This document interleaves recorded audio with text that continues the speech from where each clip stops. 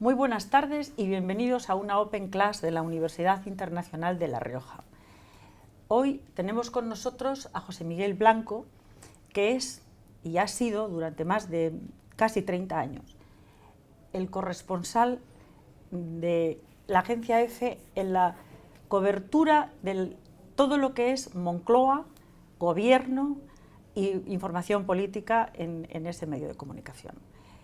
Si a mí me gusta, creo que os lo voy a decir muy rapidito, si alguien es objetivo, es José Miguel Blanco. ¿Por qué? Porque trabaja en un medio de comunicación que de entrada no permite informar ni de manera subjetiva, y segundo, porque ha sido capaz de ser un corresponsal que ha cubierto igual y sin ninguna queja a presidentes tan dispares como Zapatero y Rajoy y Aznar. ¿Llevas cuántos años, Josemi? Pues en lo que es información pura y dura de siguiendo Moncloa son 16 años. 16 años, cubriendo al presidente del gobierno como su propia sombra. Josemi tiene muchísimo que contar y por lo tanto creo que lo más importante es que pasemos inmediatamente a dejarle a él que hable. Antes de eso os diré que es periodista, evidentemente, que ha trabajado en Diario 16, en Europa Press y ha hecho la mayor parte de su carrera política, como os decía, en la agencia EFE. Hay muchas preguntas ya previas, antes de que empiece a hablar, con lo cual yo me voy a callar y le vamos a dejar hablar a José Miguel. Pues nada, por contaros un poco por encima, pues cómo es el trabajo nuestro de cada día, el trabajo mío de cada día, pero efectivamente yo creo que a lo mejor lo más interesante es lo que os pueda interesar, valga la redundancia, a vosotros, de algunos aspectos concretos de lo que es la cobertura de presidencia de gobierno. Comentaba María Luisa, pues todos los años que llevo haciendo esto y lo primero que sí quiero decir es que mantienes la ilusión como si fuera el primer día. Yo creo que esa es una cosa básica para todas las profesiones y más sobre todo para profesiones vocacionales, como es esta del periodismo, ¿no? Entonces, si a mí me dicen, ¿estás cansado?, como me preguntan muchas veces, pues no estoy cansado porque realmente me gusta lo que hago. Es una información en la que estás a full time. No es exagerado decir que estás las 24 horas del día, porque es raro el mes en que a lo mejor a lo largo de la madrugada tienes que hacer noticias, desde por la mañana, pero lo principal es eso, es que te guste. O sea, yo soy de los que coinciden con García Márquez, con el famoso artículo de el oficio mejor del mundo. Pero claro, ahí hablabas antes de objetividad, ahí a lo mejor sí que soy subjetivo, ¿no? Porque cada uno pues en su profesión pues lógicamente intentará estar lo más feliz posible. Yo lo que os quiero trasladar es que efectivamente es difícil a lo mejor hacer la información de gobierno, pero también lo que es el día a día, el conocer lo que es el mecanismo, pues te facilita las cosas, ¿no? Tienes que cambiar de equipos de gobierno, como comentabas, pues eso, hemos seguido a Aznar, a Zapatero, a Rajoy, y cada uno de sus equipos tiene sus pequeños intríngulis. Tienes que llegar a conocerlos, pero lo esencial es que confíen en ti. Y por eso la objetividad efectivamente es un factor esencial. En periodismo ese es el reto, la objetividad. Y yo creo que la objetividad al 100% a lo mejor es muy, muy difícil, pero lo que más se acerca a la objetividad es el periodismo de agencia, lógicamente, por las características que tiene. Luego, a lo mejor también tienes que hacer, y en un mundo como este, muchas renuncias para mantener esa objetividad de cara a tu trabajo, pues, por ejemplo, no tener un tuit activo, digamos, ¿no? O sea, tú puedes tener un tuit en el que puedas comentar determinadas cosas, pero yo no soy de los que son partidarios a lo mejor de tener un Twitter para que al final manden mensajes en los que a lo mejor pues estás condicionando un poco tanto tu trabajo como a lo mejor criticando o no criticando la labor de determinados gobiernos, ¿no? Entonces, en un mundo también ahora en el que, por ejemplo, las tertulias proliferan, en la que el periodismo o la política espectáculo pues también están a la orden del día, pues a lo mejor también tienes que hacer alguna renuncia a ello, ¿no? Entonces, lo principal, pues eso, intentas efectivamente ser lo más objetivo posible y que confíen en ti, no solamente en lo que son las fuentes, sino también que confíen en ti, en tu propio medio. Yo me siento un periodista privilegiado precisamente por eso, o sea, porque en definitiva hay que agradecer a un medio como mi casa, como la Agencia EFE, el que haya confiado en mí para que a lo largo de todos estos años haya estado haciendo pues la cobertura de los diversos presidentes de gobierno. Yo, no sé, os puedo contar un poco así por encima, ahora como es la cobertura de presidencia, pues lógicamente se basa en dos grandes patas, ¿no? Lo que es toda la información nacional y todo lo que es la información internacional desde el punto de vista de viajes. La cobertura de un presidente del gobierno en EFE, en definitiva, al final prácticamente es ser la sombra del presidente del gobierno. En actos de gobierno, incluso también de partido, aunque tenemos ahí algunas, pues eso, otras personas que también ayudan, que son las personas que hacen partido, ¿no? Pero es eso, se trata de seguir al presidente de gobierno allá donde va, todas sus ruedas de prensa, todas sus declaraciones, coberturas, por ejemplo, de información parlamentaria. Esa es una cosa básica para lo que es información de gobierno y para cualquier tipo de información política, porque el Congreso, en definitiva, es el centro de la vida política. Son muy importantes las fuentes, ¿no? Entonces, en el Congreso es donde más fácil tienes acceso a las fuentes, pero ya no solamente a las fuentes, o sea, a los que están alrededor sino precisamente también acceso a los propios presidentes de gobierno. Es difícil que a lo mejor te los puedas encontrar relajados, pero si donde te los puedes encontrar, a lo mejor es allí. Por no ir más lejos, ayer, pues, por ejemplo, el presidente del gobierno tuvo pues el cierre de sus reuniones con el líder del PSOE, Pedro Sánchez, después se fue a un restaurante cercano, allí al Congreso, y cuando volvió, pues estábamos un grupo de periodistas. Entonces, ahí contó mucho más de lo que pudo contar en la rueda de prensa que ofreció por la mañana después de su reunión con Pedro Sánchez. Ahí nos dijo, por ejemplo, su intención de posiblemente acudir a la investidura el día 2 de agosto, cosa que no había dicho anteriormente en la rueda de prensa. O sea, se trata de eso, estar lo más cercano a él, y un sitio como el Congreso lo permite mucho, porque bueno, pues el círculo de seguridad parece que se relaja un poco sabiendo que en el Congreso no hay personas extrañas, sino que son todo pues periodistas acreditados. Y hacer la información de gobierno es hacer toda la información de los consejos de ministros. Todos los viernes tenemos un consejo de ministros con su correspondiente rueda de prensa.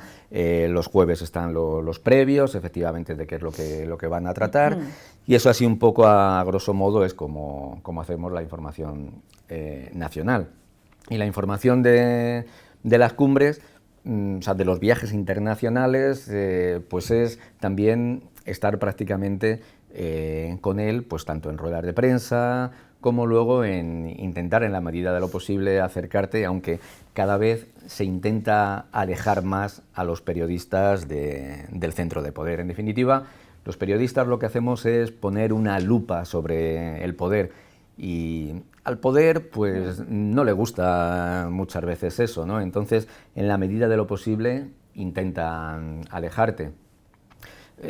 Un ejemplo, por ejemplo, bueno, pues no sé, antes era muy habitual el que pudiéramos viajar con los presidentes de gobierno en su avión, por facilitarnos el acceso. Luego también eso, lógicamente, a los medios le venía bien desde el punto de vista económico. Luego podemos hablar de cómo ha influido también toda la crisis económica en los medios y en la cobertura también de presidencia de gobierno, ¿no? Pero eso se ha ido relajando, se ha ido apartando a los periodistas de esos viajes, y entonces tienes pues que buscarte la vida. Eso, bueno, pues conlleva, aparte de eso, más sacrificios personales, más sacrificios para el medio también, pues desde el punto de vista económico. Ahora, por ejemplo, también la última semana hubo ahí una de las últimas veces que nos llevaron en el avión, porque estábamos cubriendo la cumbre de la OTAN, fue cuando estaba pendiente el cerrar toda la agenda de Obama. Se adelantó la agenda de Obama, y entonces, claro, el grupo de periodistas que hacemos en gobierno, éramos unas 10 personas aproximadamente. Si nos hubiéramos tenido que quedar para volver de la cumbre de la OTAN, que era en Varsovia, en lo que es en vuelo comercial, pues habría sido imposible llegar a lo que eran los actos de Obama. Entonces ahí nos vinimos en el avión con Rajoy, pero ya digo que eso ahora está siendo pues muy esporádico, porque en la medida de lo posible, pues eso, se intenta alejar un poco a los periodistas, ¿no? Bueno, como veis, Josemi no lo ha dicho, pero se ha recorrido no el mundo una vez, varias veces. A veces ha llegado antes a los sitios que el propio presidente del gobierno. Siempre se llega con un poco de avanzadilla, y a veces el problema ha sido que no ha llegado el presidente del gobierno. Claro, eso te ha pasado varias veces. Yo me acuerdo estarnos llamando y diciendo, oye, que es que no viene. Claro, efectivamente. O sea, precisamente por eso dices, porque como tú tienes que llegar antes que el presidente del gobierno a cubrir un acto, pues entonces tú te vas habitualmente, cuando es en el extranjero, pues el día anterior, ¿no? Entonces, ¿qué nos ha pasado? Pues, por ejemplo, en una cumbre iberoamericana que era en Mar del Plata, es llegar a Buenos Aires, para desde Buenos Aires ir a Mar del Plata, y nada más aterrizar, pues te anuncian que Zapatero no puede ir, ¿no? Entonces, claro, hay otros compañeros que se pueden quedar para hacer cumbre iberoamericana, pero tú tienes que volver. O sea, que es llegar a Buenos Aires y coger el primer avión para volver a Madrid. Eso te pasó también en Polonia, ¿no?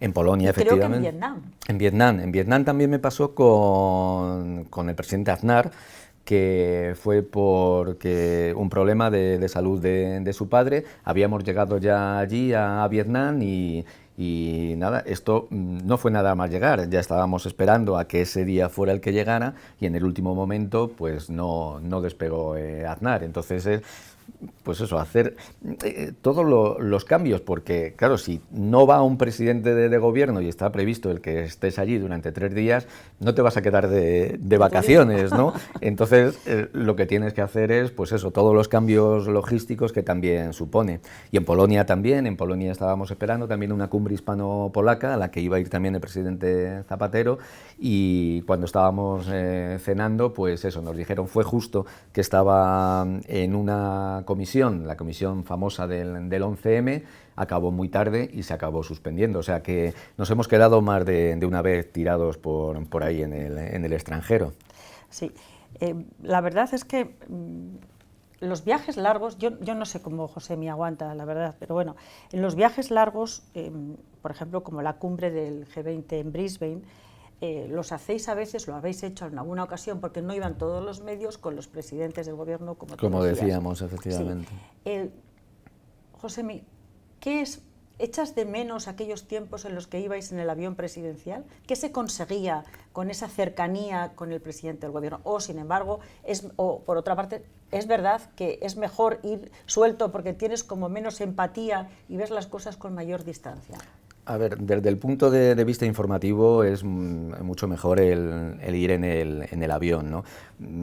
No en todos los viajes, pero lógicamente si tú vas en un avión y además en un círculo reducido de periodistas, es mucho más fácil que el presidente de turno, como ha ocurrido, pues que salga, te saluda, y tienes posibilidad de charlar con él de forma distendida, de cosas de las que en otro momento a lo mejor no podrías hablar, ¿no? Esto también requiere cierta confianza, ¿no?, por parte del presidente hacia los periodistas, ¿no?, que esa es una confianza que también se ha ido perdiendo, ¿no?, porque, claro, yo recuerdo un viaje con Zapatero, que fue la primera vez en la que envió a Bush, precisamente en una cumbre de la OTAN, ¿no? Entonces acabó ¿Cómo era la la cumbre. relación entre ellos dos? Complicada, ¿no? Era complicada la relación, sí, sí, o sea, bueno, tardaron... Hay que explicar lo de las tropas, cuéntaselo. Claro, Para ponerlo en... sí, tardaron mucho tiempo en tener una relación siquiera normal, bueno, pues porque Zapatero ya había anunciado que si llegaba a presidente de gobierno, pues lo primero que haría sería tomar la decisión de retirar las tropas españolas que estaban en Irak, ¿no? Y fue llegar, y esa efectivamente fue su primera decisión. Él cumplió con su promesa, pero a Estados Unidos, pues claro, no le gustó. Luego también había un precedente, incluso en un desfile del día 12 de octubre, en el que él había acudido como líder de la oposición, y pues es normal levantarse al paso de la bandera de Estados Unidos, ¿no? Pero él se quedó sentado, esa fue la noticia de portada de todos los medios. Entonces las relaciones entre ellos fueron bastante complicadas, y máxime teniendo en cuenta de dónde venía también Bush, ¿no?, que era de una relación muy cercana con Aznar, ¿no? Habían pues llegado, bueno, pues a una relación que culminó con la cumbre de las Azores. En la que os iba a contar yo, que estuvo Josemi. ¿Qué se respiraba en la cumbre de las Azores? Pues cuéntanoslo, porque muy poca gente que puede contar esto en primera persona. Sí, la verdad es que la cumbre de las Azores, para mí es una de las informaciones que más guardas en la memoria, ¿no?, por todos los precedentes que había habido, y luego por todo lo que ha dado de sí y sigue dando, porque cada 2 por 3, y ahora lo hemos visto cuando ha venido también el presidente Obama, siempre se recuerda cuál ha sido la relación de España con Estados Unidos y de los presidentes españoles con los estadounidenses, y sale la típica foto de Aznar situándose a la izquierda de Bush, que en principio no lo estaba, y es cuando le echa la mano por el hombro, ¿no? Entonces ahí viajamos ahí, porque ahí sí que era imposible, si no el haber llegado. Viajamos con el presidente del gobierno, y se respiraba un ambiente de que prácticamente estábamos abocados a algún conflicto, ¿no? La cuestión era hasta dónde se iba a implicar España en ese conflicto, ¿no? Entonces, claro, a Bush pues le vino muy bien lo que fue el apoyo de Aznar. Aznar hizo una labor de intentar convencer también a muchos otros presidentes, por ejemplo Vicente Fox en México, ¿no? Entonces fue una cumbre que informativamente mereció mucho la pena. Nos tuvieron ahí relegados en un hangar mientras se desarrollaba la cumbre. Luego nos llevaron a otro hangar donde se celebró la rueda de prensa, y os podéis imaginar, pues lógicamente las medidas de seguridad que había.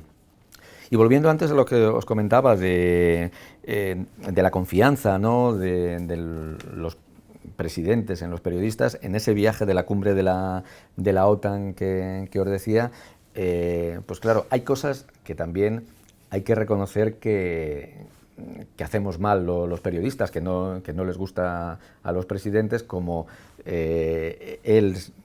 Zapatero me refiero, en esa ocasión, pues se relajó, estuvo contando un poco cómo había sido todo, cómo había sido su encuentro con Bush, y había llegado a comentar, dice, pues mira, las niñas de Zapatero todavía eran pequeñas, ¿no?, y que le dijeron, oye, papá, dile a Bush que no haga más guerras. Entonces, dice, pues mira, es un comentario, es absolutamente off the record. Al día siguiente, portada de un periódico de tirada nacional, es las hijas de Zapatero, papá, dile a Bush que no haga más guerras. Hubo un antes y un después en la relación de Zapatero con los periodistas, ahí, o sea, llevándonos en el avión, porque lógicamente pues se cortan, no gusta. Cuando, si no recuerdo mal, estabais en San Petersburgo y os teníais que ir a Argentina. Sí, y ahí os llevaron ahí nos llevaron también a Argentina para lo del si Madrid iba a ser sede de los Juegos Olímpicos, es decir, aquel reunión del Comité Olímpico para decidir si éramos la candidatura frustrada, en definitiva, al final. ¿Cómo iba Rajoy en ese vuelo? Pues, porque lo de San Petersburgo fue complicado. Lo de San Petersburgo sí fue, hombre, siempre las cumbres del G20 depende, ¿no? Pero ahí él era complicado, pero ahí él empezaba a notar que las medidas económicas, él dice, ¿no? Que empezaban a dar su fruto. Y ahí hubo como un aval del propio también presidente estadounidense, ¿no? Para decir, bueno, pues lo estás haciendo bien, que es lo que le han repetido con respecto a las reformas cuando ha venido ahora en este último viaje, ¿no? Entonces, iba cansado, pero como diciendo, mira, he podido presentar aquí ya unas cifras, unos datos económicos mejor que están siendo reconocidos. Pero ahí, fíjate, él ya pensando en Buenos Aires, ya iba con la mosca detrás de la oreja de que iba a ser muy difícil que nos dieran la sede de los Juegos Olímpicos, y efectivamente se confirmó que no lo dieron. Pero sí fue uno de los viajes más largos, con escala en Canarias, y sí, ahí estuvimos con él. A Josemi, como os podéis imaginar, todos los presidentes que ha cubierto le han llamado no solo por su nombre, sino que yo creo que le felicitan también el día de su cumpleaños. No tanto. Pero cuéntanos, Josemi, ¿quién es más cercano de los tres presidentes? ¿Rajoy, Zapatero o José María Aznar? Vamos a ver, en las distancias cortas siempre intentan todos mejorar, ¿no? Entonces, yo diría que Aznar a lo mejor es el más lejano, el que menos se relaja el que menos se ha relajado en una distancia corta, ¿no? Zapatero, pues sí, o sea, todo el mundo además decía, bueno, pues tenéis buen trato con él, ¿no? Y efectivamente, el trato con él no era malo. Y con Rajoy, que se ha dicho mucho en esta campaña, parece como que puede ser más difícil la relación, pero sí que es verdad que él en las distancias cortas gana bastante, ¿no? O sea que también pues es una persona normal, que no se cree que es presidente de gobierno. O sea que yo ahí, Zapatero y Rajoy, sí los pondría a una altura en la que la relación con ellos pues es bastante normal. También tiene sus momentos, ¿no? Por ejemplo, con Rajoy era muy difícil a lo mejor mantener corrillos al principio de la legislatura, cuando tuvo que tomar las decisiones más difíciles, ¿no? Pero también hay que tener en cuenta que muchas veces no es por los propios presidentes, sino por la gente que lleva alrededor los presidentes, ¿no? Que muchas veces son más papistas que el Papa. Y eso ha pasado con todos, con la gente de los gabinetes de Aznar, de Zapatero, de Rajoy. O sea que es más que por ellos, por la gente de alrededor. Un gabinete de prensa, a lo mejor muchas veces, en vez de facilitarte las cosas, pues son un obstáculo más, ¿no? Por eso intentas ladearlo en la medida de lo posible e ir directo a la fuente, y qué mejor fuente que el propio presidente, si te puedes tener con él una charla tranquila. Sí. ¿Es más fácil acercarse a los presidentes, acercarse a lo que piensan, establecer con ellos una cierta relación de cercanía, ya no digo de confianza, porque creo que es más complicado, durante un viaje, o es más fácil conseguirlo en el Congreso? No, sin duda durante un viaje. Sí, porque en el Congreso, o sea, siempre va a haber más gente, ¿no? Entonces, quieras que no, O sea, el número de gente condiciona bastante. Los medios han ido proliferando cada vez hay más medios digitales, cada vez hay más confidenciales, ¿no? Entonces, en el Congreso es más factible que estén todos esos medios. Hay muchos medios que pueden estar en el Congreso, pero no pueden permitirse el lujo de cubrir un viaje largo. Entonces, lógicamente, el círculo es mucho más pequeño, ¿no? Entonces genera pues mucha más confianza, porque es que él puede confiar, a lo mejor decir, bueno, no, esto no va a salir, lo que decíamos antes de las hijas de Zapatero, acaba saliendo, ¿no? Y es que es muy difícil ahora mismo que un off the record se respete. Un off the record de 1 se respeta, sin duda. Un off the record de 2 tiene bastantes posibilidades, pero yo creo que un off the record en el que haya ya a partir de 2 periodistas es bastante difícil, ya sea por eso, porque digan, pues han contado que, lo que comentaba en los confidenciales, ¿no? O sea, esta proliferación de medios lo que hace es que haya una avidez de información de todo tipo y que los off the record cada vez se vayan anulando más. Josemi se ha ganado el respeto de todas las Moncloas en las que ha trabajado. ¿Cómo se consigue eso? ¿Cómo se consigue, además de que ganarte no solo el respeto, ser el único? Cuando hay una pregunta, esa pregunta normalmente es para Josemi. Y no porque sean fáciles, le podéis seguir a partir de ahora que lo vais a conocer. ¿Cómo se consigue eso, Josemi? Pues es a base de años y eso, a base de confianza, ¿no? O sea, no es que efectivamente sea decir, ah, bueno, pues es el periodista de la agencia F que nos va a hacer la pregunta fácil. Es más, pues por ejemplo, en la última visita de Obama, solamente le hemos podido hacer una pregunta. Le ha hecho eso, una. Es plural majestático. Le he hecho una pregunta, pero claro, ahí yo cuando se plantea, no es una decisión que adopte yo, ¿no? Es una decisión que es el resto de compañeros, que eso, hombre, pues también te genera cierta confianza, ¿no? A ver, ¿quién es el que va a preguntar? No, pues que pregunte Josemi. Entonces, yo les planteo, bueno, pues yo lo que quiero preguntar es esto, ¿cómo lo veis?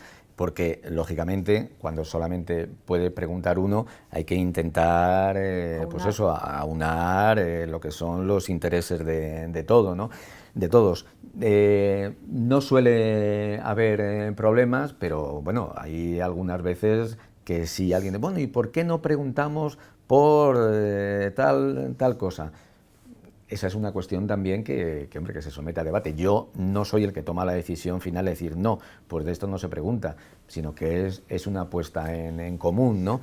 Pero ¿cómo se consigue? Pues eso, yo creo que es a base de confianza, a base de intentar hacer bien tu trabajo, o sea, no es adular al poder, tampoco en definitiva, porque si adulas al poder de Aznar, a lo mejor no estás haciendo a Zapatero, si adulas a Zapatero, a lo mejor no estás haciendo a Rajoy, ¿no? Entonces es lo que decía antes, en la medida de lo posible, intentar ser lo más objetivo posible. ¿Qué mecanismo se te activa? Porque eso lo has hecho tú maravillosamente, pero hay muy poca gente, yo casi no conozco a nadie más. No. Porque nunca nadie se ha quejado de Josemi, es decir, si hace información... Bueno, no os creáis que soy un santo, no, por lo que está diciendo. Pero nunca nadie, me refiero, que se ha quejado, es decir, la información que sale de manos de Josemi es una información tan objetiva, tan seria y tan bien hecha, que no se queja sobre el que va la información, sino que es que tampoco se queja la oposición, es decir, siempre está en ese término medio que yo creo que solo Aristóteles consiguió, seguramente no lo sabemos. No, hombre, hay que reconocer el cariño, ¿no? que me tienes, ¿no? Pero cariño y realismo, ya. Porque es que ahí están los datos. Sí, pero es que eso, o sea, se trata simplemente de ser lo más profesional posible, ¿no? Tú estás haciendo tu trabajo, o sea, tú te abstraes porque, lógicamente, pues a ti te puede parecer mejor uno u otro, tú puedes identificarte más con uno o con otros, pero es que realmente yo creo que te puedes abstraer de todo eso para hacer la información, ¿no? Y sobre todo en una agencia como EFE. Yo veo que realmente sí que es posible, o sea, que es actuar pues de la manera más profesional. Y no solamente porque a lo mejor se dice, no, claro, pero es que tú escribes teletipos y son asépticos, ¿no? Dice, hombre, análisis. Por eso es lo que digo, porque hoy en día tampoco ya las agencias se limitan a hacer teletipos, sino que hacemos crónicas, hacemos análisis, hacemos pues noticias de color, en la que te tienes que implicar algo más, ¿no? Pero te implicas o intentas implicarte eso de una forma profesional, con lo que son datos muy objetivos y siempre en la medida de lo posible en ese tipo de análisis o crónicas con cierta sorna o cierto sentido del humor que sin quitar seriedad a la información yo creo que viene bien, y además que incluso para los abonados, que los abonados de EFE son prácticamente pues todos los medios de comunicación de España, pues agradecen. Vamos a entrar ya en otro ciclo de preguntas. Josemi lo sabe todo de lo que va a pasar de aquí en adelante. Una bola de cristal. Me pregunta Irene Cano si habrá investidura. Pues esa es la pregunta del millón, ¿qué más quisiéramos saberlo todos con certeza, ¿no? O sea, yo puedo apostar porque va a haber investidura, pero ¿cuándo? No lo sé. Yo no creo que haya unas terceras elecciones. Ayer, después de que Rajoy cerrara la última ronda, o sea, la última reunión con Pedro Sánchez, pues quedó claro que Sánchez no le va a dar apoyo, dice, ni por activa ni por pasiva, o sea que no se va a abstener y no lo va a facilitar. Entonces, puede cambiar de posición de aquí al 2 de agosto, que es cuando ha dicho Rajoy que se va a presentar. El día 2 empezaría la sesión de investidura, el día 3 sería la primera votación y el día 5 la segunda. Yo veo muy difícil que pueda cambiar, pero yo voy a dibujar un escenario que veremos si se cumple o no, ¿no? Yo creo que Rajoy puede ir a una investidura ese día, el día 2 de enero, en el que va a cosechar la abstención de Ciudadanos y el voto en contra del PSOE. Eso no le va a ser suficiente. Y eso se va a mantener en la segunda votación, con lo cual sería un intento de investidura fallida. Le van a hacer sufrir para que se dé cuenta de que realmente son 137 diputados nada más, ¿no? Entonces yo apuesto porque habría una segunda sesión de investidura en el mes de septiembre, en el que a lo mejor ya Ciudadanos no se limita a la abstención, sino que a lo mejor ya puede dar el apoyo, incluso el apoyo de Coalición Canaria, con lo cual se irían de 137 a 170 diputados, y con esa cifra de 170 diputados, a lo mejor ya sí que el PSOE dice, bueno, con eso sí que puedo abstenerme o se abstienen los diputados justos para que salga. Pero es política ficción porque ojalá pudiera saber qué es lo que realmente va a pasar. ¿Y qué tipo de gobierno le espera o de legislatura le espera a Rajoy en el supuesto de que haga que forme gobierno con una mayoría tan minoritaria? Es decir, pues va a ser un infierno de legislatura. Porque además son momentos muy complicados. Yo no sé, porque claro, nunca sabes. Una cuestión es la mayoría que necesitas para la investidura y luego otra lo que necesitas para la gobernabilidad. El Partido Popular tiene desechado prácticamente que pueda contar con algún tipo de apoyo, por ejemplo, del PNV, ¿no? O incluso de Convergencia. Pero no descartan que en lo que son luego asuntos del día a día, pues el PNV, por ejemplo, sí que pueda dar su apoyo, aunque no le vaya a dar el apoyo a la investidura. Yo creo que efectivamente desde el primer momento va a tenerlo muy difícil porque nada más ser investido, si lo consigue, tendrá que afrontar el proyecto de ley de presupuestos generales del Estado, ¿no? Entonces ya están diciendo todos los partidos que tiene que cambiar bastante de la política económica que ha mantenido hasta ahora. El PP, Rajoy, están dispuestos a modificar, pero ¿hasta dónde? ¿Hasta qué punto, no? Porque está claro que todas las iniciativas que se pusiera de acuerdo la oposición, saldrían adelante en el Congreso porque tendrían muchos más votos que el Partido Popular. Entonces yo le auguro a Rajoy, si logra ser investido, una legislatura difícil. Ellos creen que luego incluso va a ser más fácil de lo que parece, ¿no? Precisamente por eso, por los apoyos puntuales, por los acuerdos, como llaman, de geometría variable, ¿no?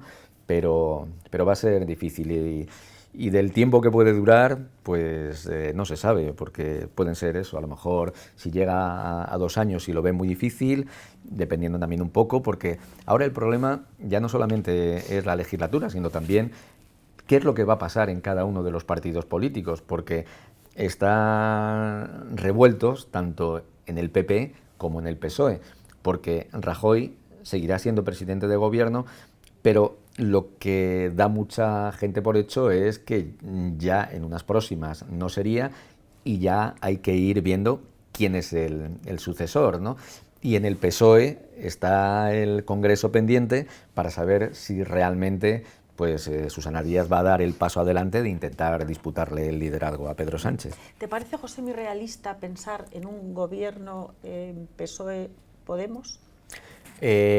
No, no por lo que dicen ahora mismo PSOE y Podemos en círculos pequeños, porque Podemos sigue insistiendo en que ellos ven posible que pueda haber un gobierno presidido por Sánchez, pero en el PSOE, aunque Sánchez ayer lo dejó en el aire, no dejó claro que no fuera a intentarlo, pues eso, hoy mismo una persona de tanta confianza como José Enrique Serrano, que era, bueno, pues estaba pues, en la jefatura de gabinete tanto de Zapatero como ahora ha estado con Sánchez también, llevando todas las negociaciones para su intento de investidura en la legislatura pasada, pues decía que eso a fecha de hoy no es realista. Sería un puzzle que yo creo que no ocurrirá. Que no va a salir.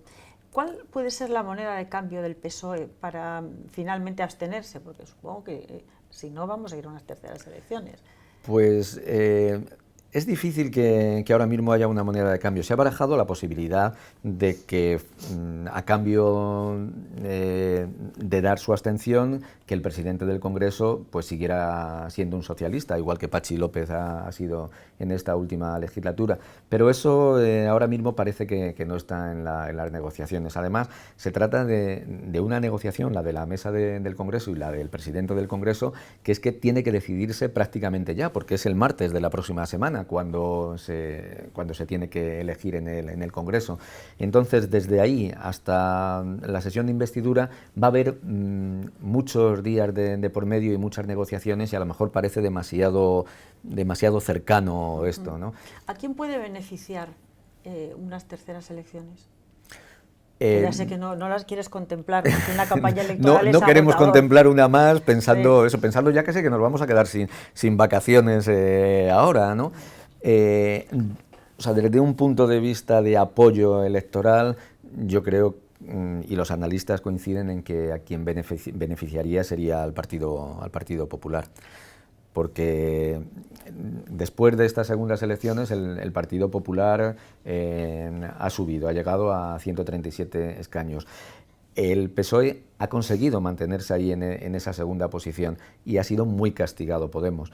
Pero realmente no se sabe hasta qué punto podrían seguir bajando a lo mejor estas dos fuerzas políticas y el Partido Popular subiendo. Siempre se habla de que la gente que vota al Partido Popular que pueden ser los más movilizados, ¿no?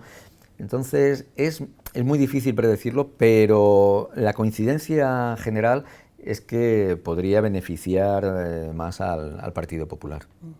Mira, Rosa Arango nos pregunta si le conviene al periodista estar tan cerca del poder.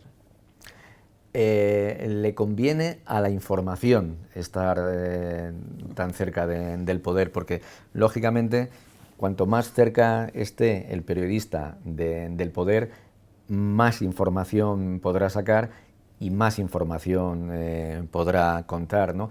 Cuestión distinta ya es el amiguismo que puede haber a lo mejor de algunos periodistas con el poder, ¿no? Ya no solamente con el gobierno, sino con cualquier partido político, con cualquier dirigente, que eso pasa. Si tú eres muy amigo de un dirigente político, es mucho más difícil el que puedas escribir en contra de él, vamos, que es que puedes llegar a dejar de ser amigo, ¿no? Entonces, eso yo sí que creo que puede ser contraproducente, ¿no? Pero la cercanía del periodista al poder, yo creo que es buena precisamente por eso, porque es como puedes sacar más información, como hay cosas que podrían pasar desapercibidas y que al final se acaban conociendo y se acaban contando.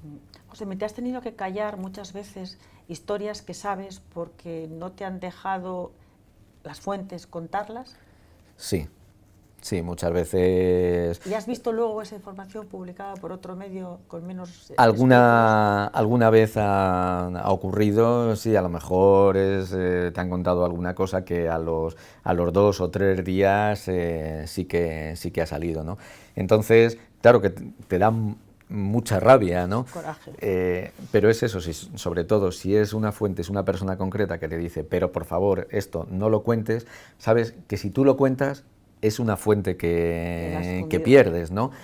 Otra cuestión es que a lo mejor te digan una cosa, que te pongan sobre la pista y tú intentes hacer los recovecos que sea para que por otro lado te lo puedan confirmar, ¿no? Entonces, eso sí que lo hemos intentado muchas veces, pero sí, vamos, nos hemos tenido que callar a veces bastantes informaciones. En tu quehacer informativo tú tocas muchos palos y muchos géneros. Tocas la información pura y dura, la crónica, el análisis, a veces la puesta en escena de las cosas, la información de color. ¿Con qué disfrutas más? ¿Qué es lo que te parece más divertido? Divertido en sí, a mí me gusta el análisis. Lo que es, bueno, pues a los abonados les das la información y claro, o sea, tú como agencia, tu cometido principal es darle la información, es dar un avance en el que digas que Rajoy será investido porque ha habido un acuerdo con el PSOE. Es que, o sea, no puedes renunciar a eso y esa es la prioridad, ¿no?